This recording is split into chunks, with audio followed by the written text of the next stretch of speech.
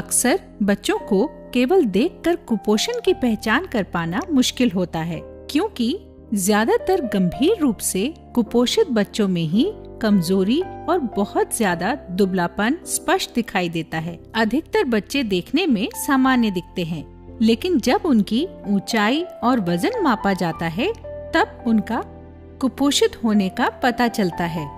कभी कभी बच्चों का चेहरा सामान्य दिखता है, लेकिन उनका पेट बड़ा और फूला हुआ लगता है। इसलिए प्रत्येक बच्चे का प्रति माह वजन, ऊंचाई या लंबाई मापना अनिवार्य है, ताकि कुपोषण को समय से पहचाना जा सके। ठीक कहा ना डॉक्टर दीदी? हाँ कविता, इसलिए नवजात से लेकर 5 साल की उम्र तक के बच्चों में कुपोषण के प्रति सजग रहना बहुत ही जरूरी है, और उसके लिए एंथ्रोपोमेट्री एक आसान सा तरीका है।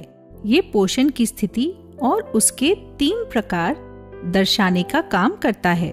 वो कौन से हैं डॉक्टर दीदी? उम्र के अनुपात में कम वजन का होना, जिसे हम अल्प वजन या अंडरवेट कहते हैं। उम्र के अनुपात में कम लंबाई का होना, जिसे हम नाटा या स्टंटिंग कहते हैं।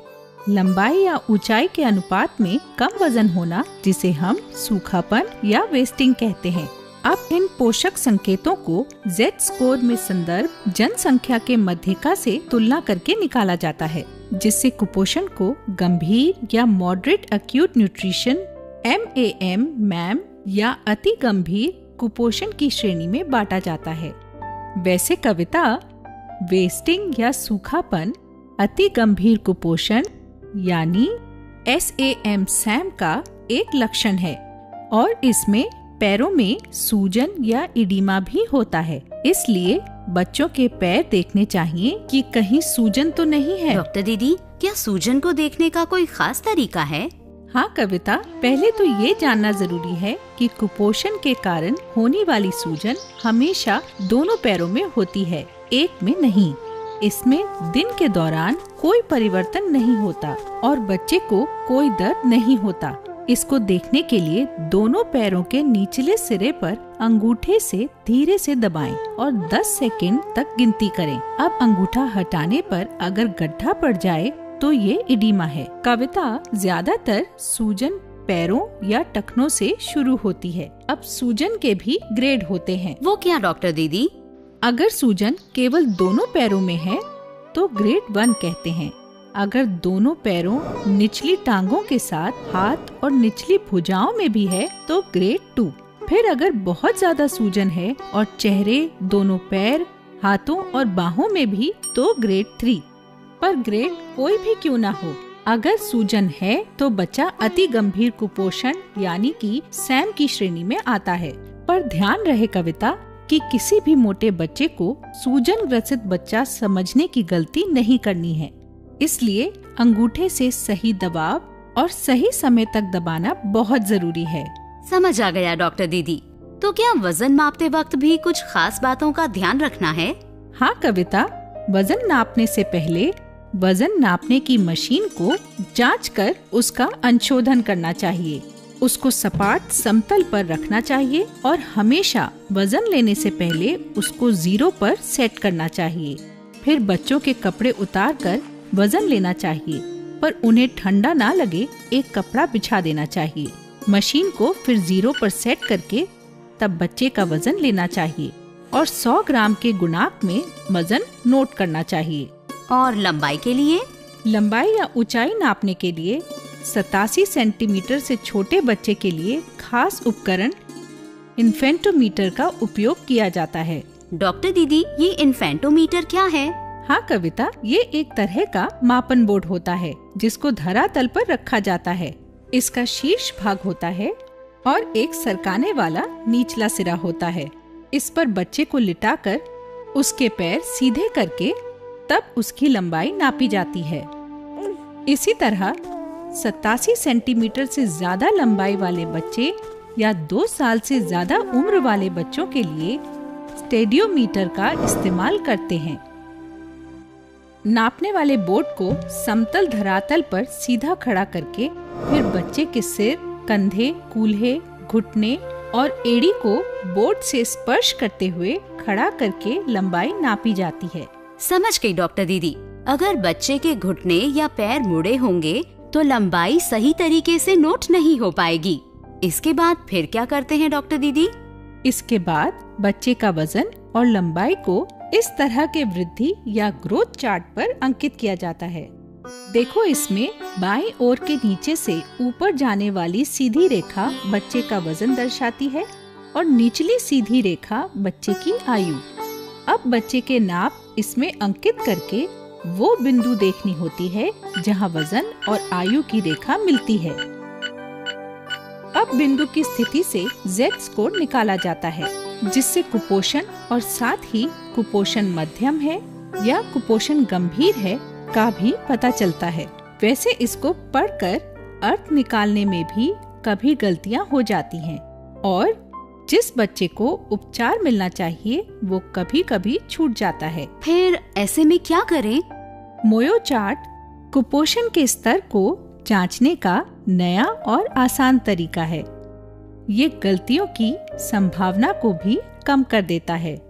देखो, ये गुलाबी रंग का चार्ट लड़की के माप के लिए और नीले रंग का चार्ट लड़के के लिए। जब बच्चे का वजन किलो में आपके सामने नीले खाने में दिखाई दे, तब ये देखें कि बच्चे की लंबाई कौन से रंग के भाग में दिखाई दे रही है। अगर लाल रंग है तो अर्थ है अति गंभीर कुपोषण, पीला रंग मध्यम कुपोषित और हरे रंग का मतलब है कि बच्चा सामान्य है। इसमें रंग के साथ लिखे Z स्कोर से बच्चे के Z स्कोर की गणना करनी चाहिए। ये तो आसान तरीका है डॉक्टर दीदी। इससे हमें मैम या सैम बच्चों को पहचानने में आसानी होगी। अब मैम सैम बच्चों को पहचानने के साथ साथ सबसे जरूरी बात ये है कि उनमें ये देखना कि कोई मेडिकल जटिलता है या नहीं। मेडिकल जटिलता कैसे पहचानेंगे और इसकी क्या आवश्यकता है डॉक्टर दीदी? इसके कुछ लक्षण हैं और अगर बच्चे में वो लक्षण हो तो बच्चे को तुरंत हॉस्पिटल या NRC न्यूट्रिशन रिहैबिलिटेशन सेंटर में भर्ती कराना जरूरी है। यानी कि मेडिकल जटिलता होने की स्थिति में घर पर बच्चे का इलाज बिल्कुल नहीं करना है। जैसे तीव्र श्वसन दर, इसके लिए सेकंड की सुई वाली घड़ी का प्रयोग करें। बच्चे की छाती और पेट पर सांस के दौरान होने वाली गतिविधि को देखें और सांस लेने के दर को गिने। और ये कितने पे तेज दर होती है डॉक्टर दीदी? 2 महीने से कम उम्र के बच्चों में अगर 60 प्रति मिनट या उससे ज्यादा हो, 2 महीने से 1 साल के बीच में 50 प्रति मिनट या उससे ज्यादा, और 1 साल से 5 वर्ष के बच्चे में 40 प्रति मिनट या उससे ज्यादा तीव्र श्वसन दर की श्रेणी में आता है। दूसरा, सांस लेने में गंभीर परेशानी या फिर छाती का अंदर की ओर धंसना या खिंचना, जिसके लिए बच्चे की कमीज ऊपर करके बच्चे की छाती के निचले हिस्से पे ध्यान दें। अगर सांस लेते वक्त वो अंदर की ओर जाता है तो ये मेडिकल खतरे का लक्षण है। तीसरा, शरीर में पानी का कम होना या थकान।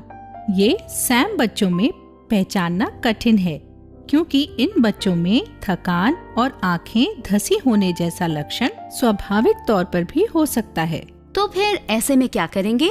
सैम बच्चों में दस्त होने के साथ साथ अगर इन 4 में से 2 लक्षण हो तो पानी की कमी का संकेत होता है।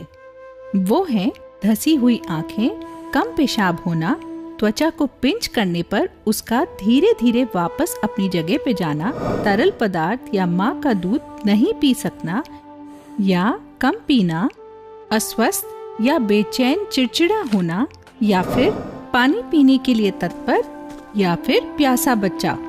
इसके अलावा बच्चा मुंह से भोजन लेने में असमर्थ हो या फिर हर चीज उल्टी कर रहा हो, बच्चे को ऐंठन या दौरे पड़ रहे हों, बच्चा बहुत सुस्त या बेहोश हो, या फिर अगर बच्चे को बुखार हो या शरीर ज्यादा ठंडा हो।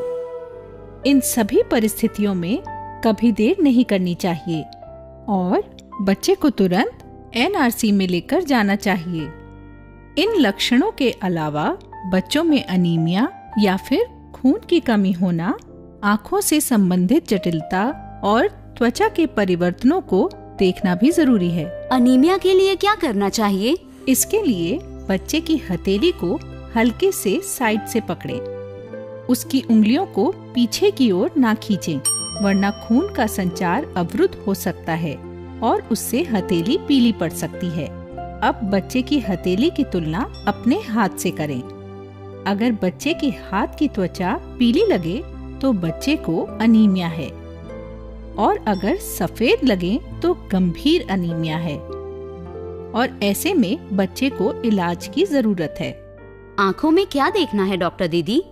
सैम बच्चों में विटामिन ए की कमी होना या आँखों में संक्रमण के लक्षण हो सकते हैं। इसके लिए ये देखें कि क्या बच्चा तेज रोशनी में आँख खोलता है और क्या बच्चा शाम को या कम रोशनी में देख पाने में समर्थ है। इन सभी बच्चों को विटामिन ए की कमी का तुरंत इलाज होना चाहिए, वरना बच्चों की आँखों की हालत बहुत तेजी से खराब हो सकती है। ये तो बहुत ही जरूरी बात बताई डॉक्टर दीदी।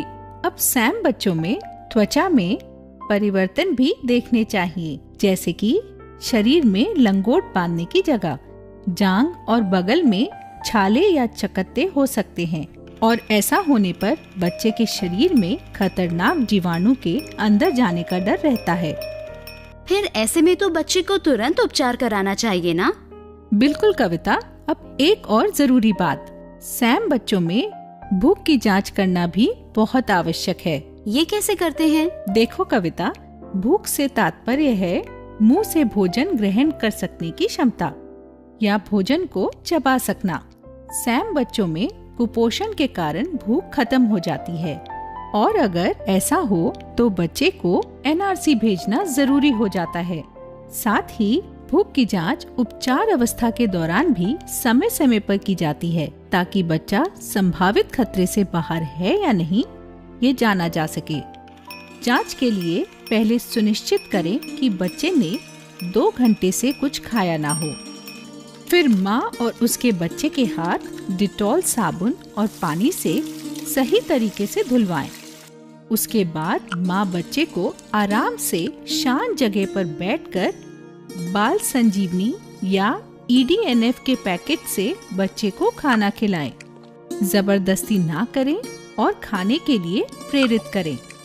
फिर डॉक्टर दीदी, अब ये EDNF का पैकेट, जिसमें 500 किलो कैलोरी या 92 ग्राम्स होते हैं, 1 घंटे में 4 किलोग्राम से कम वजन का बच्चा पैकेट का 8वें हिस्से से ज्यादा अगर खा लेता है, 4 से 6.9 किलोग्राम का बच्चा 1/4, 7 से 9.9 किलोग्राम का बच्चा 1/3 और 10 से 14.9 किलोग्राम वजन का बच्चा आधे पैकेट से ज्यादा अगर खा लेता है तो उसकी भूख ठीक है।